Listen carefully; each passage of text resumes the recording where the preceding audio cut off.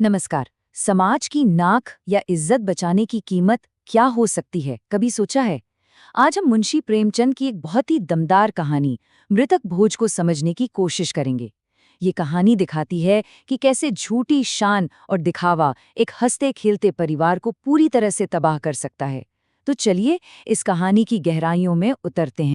कहानी की शुरुआत होती है एक बहुत ही उदास माहौल से। सेठ रामनाथ, जो कभी एक बड़े व्यापारी थे, अब अपनी जिंदगी की आखिरी सांसें गिन रहे हैं। अपनी पत्नी सुशीला के सामने उनके ये शब्द सिर्फ अफसोस नहीं है, इन शब्दों में अपनी लाचारी और आने वाले कल का एक गहरा डर छिपा हुआ है। और यही वो पल है जो इस पूरी कहानी की दर्दनाक नींव रखता है। तो आखिर इस परिवार की असल हालत थी क्या? देखिए, सेठ रामनाथ एक वक्त पर बहुत सम्मानित व्यापारी थे, पर एक लंबी बीमारी ने उनकी सारी जमा पूंजी को जैसे निगल लिया था। अब उनके पास अपने परिवार के लिए विरासत के नाम पर सिर्फ और सिर्फ उनका घर बचा था, और कुछ भी नहीं। अपनी आखिरी सांसों में रामनाथ सुशीला से एक वादा लेते हैं। वो कहते हैं कि कुछ भी हो जाए ये घर मत बेचना। देखिए, ये घर सिर्फ ईंट और पत्थर से बनी एक इमारत नहीं थी, ये उस परिवार के सम्मान और सुरक्षा का आखिरी किला था। और सुशीला के लिए ये वादा एक ऐसा भारी बोझ बन जाता है जो कहानी को एक दुखद मोड़ देने वाला है। रामनाथ की मौत के ठीक बाद कहानी का असली संघर्ष शुरू होता है। गांव के पंच धनीराम, कुबेरदास और सूदखोर झाबरमल आते तो हैं सांत्वना देने के बहाने, लेकिन उनका असली इरादा कुछ और ही होता है। असल में वो उस दुखी परिवार पर अपनी ताकत और समाज के नियमों का दबाव बनाने आए थे। और यहीं पर कहानी का पूरा द्वंद्व सामने आता है। एक तरफ है सुशीला की बेबसी, जो हाथ जोड़कर कह रही है कि घर में एक पैसा नहीं है, मेरे बच्चों का भविष्य देखिए। और दूसरी तरफ है समाज के ये ठेकेदार, जिन्हें एक परिवार की बर्बादी से ज्यादा समाज की झूठी शान और दिखावे की चिंता है। और जब सुशीला अपनी गरीबी की दुहाई देती है, तो ये पंच अपना सबसे क्रूर हथियार इस्तेमाल करते हैं, धर्म और अंधविश्वास का डर। वो सुशीला के दुख और डर का फायदा उठाकर उसे इमोशनली ब्लैकमेल करते हैं। उसे कहते हैं कि अगर भोज नहीं किया तो उसके पति की आत्मा भटकेगी। अब आप सोचिए, एक दुखी विधवा पर इससे बड़ा दबाव और क्या हो सकता है।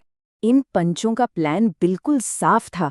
ये कोई मदद नहीं थी, ये एक सोची समझी साजिश थी। पहले तो मर्यादा के नाम पर एक बड़े भोज के लिए जोर डालो, फिर गरीबी की सारी दलीलों को अनसुना कर दो, और फिर हल के तौर पर घर बेचने का आइडिया दो। ये मदद के नाम पर शोषण का एक परफेक्ट प्लान था। तो होता वही है जो पंच चाहते थे। चारों तरफ से घिरकर बेबस और लाचार सुशीला को आखिर में झुकना ही पड़ता है।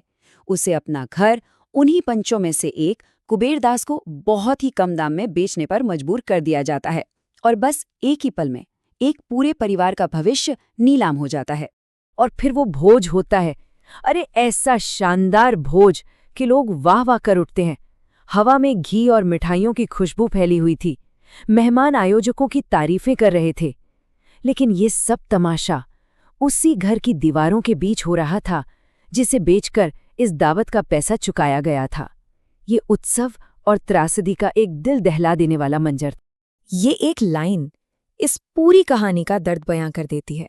बाहर मेहमान मजे से पूड़ियां खा रहे थे, और अंदर घर की मालकिन, एक माँ, चुपचाप अपने बच्चों की किस्मत को अपनी आंखों के सामने तबाह होते देख रही थी। उसके घर की एक एक ईंट उसके बच्चों के मुंह का निवाला बनकर दूसरों के पेट में जा रही थी। तो जरा इस दिखावे की कीमत का हिसाब लगाते हैं।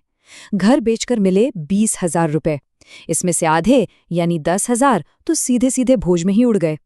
5,000 रुपए कुबेरदास ने अपना पुराना कर्ज बताकर काट लिए। तो परिवार के हाथ में क्या बचा? सिर्फ 5,000। मतलब भविष्य की सारी सुरक्षा एक दिन के तमाशे में स्वाहा हो गई। सुशीला की ये कहानी सिर्फ एक परिवार की कहानी नहीं है। मृतक भोज के जरिए प्रेमचंद असल में हमारे समाज की सड़ी गली जड़ों पर एक बहुत शक्तिशाली हमला करते हैं। चलिए समझते हैं कि उनका असली इरादा क्या था। अब सवाल ये उठता है कि आखिर प्रेमचंद को ऐसी दिल दुखाने वाली, इतनी विनाशकारी कहानी लिखने की जरूरत क्यों पड़ी? इसका जवाब उनके अपने विचारों में छिपा है। प्रेमचंद अपने इरादों को लेकर बिल्कुल साफ थे। उन्होंने खुद एक चिट्ठी में लिखा था कि वो इन धार्मिक पाखंडों को उजागर करना चाहते हैं। उनका मकसद उन रीति रिवाजों पर चोट करना था जिन्हें कमजोरों का शोषण करने के लिए एक हथियार की तरह इस्तेमाल किया जाता है। उस एक दिन के भोज की कीमत उस परिवार ने सालों तक चुकाई। ये टाइमलाइन उस तबाही का पूरा नक्शा है। पहले पैसा खत्म हुआ तो कुबेरदास ने घर से निकाल दिया, फिर गरीबी की वजह से बेटे की बिना इलाज के मौत हो गई, और आखिर में जब शोषण और लाचारी की हद हो गई तो सुशीला और उसकी बेटी ने आत्महत्या कर ली। हर एक त्रासदी की जड़ उस एक दिन के दिखावे में थी। तो ये मृतक भोज आखिर है क्या? प्रेमचंद के नज़र में ये सिर्फ एक परंपरा नहीं है, ये एक ऐसा सामाजिक सिस्टम है जहां मर्यादा और नाक बचाने के नाम पर दुख में डूबे परिवारों को और ज्यादा बर्बाद कर दिया जाता है। ये सम्मान के नाम पर होने वाला शोषण है। तो ये कहानी हमें एक बहुत ही बुनियादी सवाल पर लाकर खड़ा कर देती है। आखिर समाज की नज़र में मर्यादा का, सम्मान का असली मतलब है क्या? क्या ये खोखले दिखावे में है या फिर मुश्किल में पड़े किसी इंसान का हाथ थामने में है? तो इस पूरी कहानी से हम क्या सीख सकते हैं? पहली बात कि झूठी शान की कीमत अक्सर इंसानी जिंदगियों को चुकानी पड़ती है। दूसरी बात, असली समाज वो होता है जो दुख में सहारा दे, ना कि और बोझ डाले। और सबसे जरूरी, प्रेमचंद हमें याद दिलाते हैं कि ऐसे सामाजिक पाखंड के खिलाफ आवाज उठाना कितना जरूरी है। और कहानी का अंत इन भयानक शब्दों से होता है। ये शब्द दिखाते हैं कि ये पंच नैतिक रूप से कितना गिर चुके थे। 2 लाशों को देखकर भी कुबेरदास को उन जिंदगियों की कोई परवाह नहीं है। उसे सिर्फ बिरादरी की झूठी बदनामी की चिंता है। उन जिंदगियों की कोई कीमत नहीं जिन्हें उन्होंने ही तबाह किया था। आखिर में प्रेमचंद हम सब के लिए ये एक सवाल छोड़ जाते हैं, एक ऐसा सवाल जो आज इतने सालों बाद भी उतना ही सच है। क्या दिखावे और झूठे सम्मान के लिए इंसानी जिंदगियों की बलि चढ़ाना सही है? इस पर सोचने की बहुत ज़रूरत है। अगर आपको ये वीडियो यूज़फुल लगी हो तो target with Amit YouTube channel को सब्सक्राइब ज़रूर करें। ऐसी ही ईजी और डिटेल्ड वीडियोज़ के लिए बेल आइकन दबाना ना भूलें।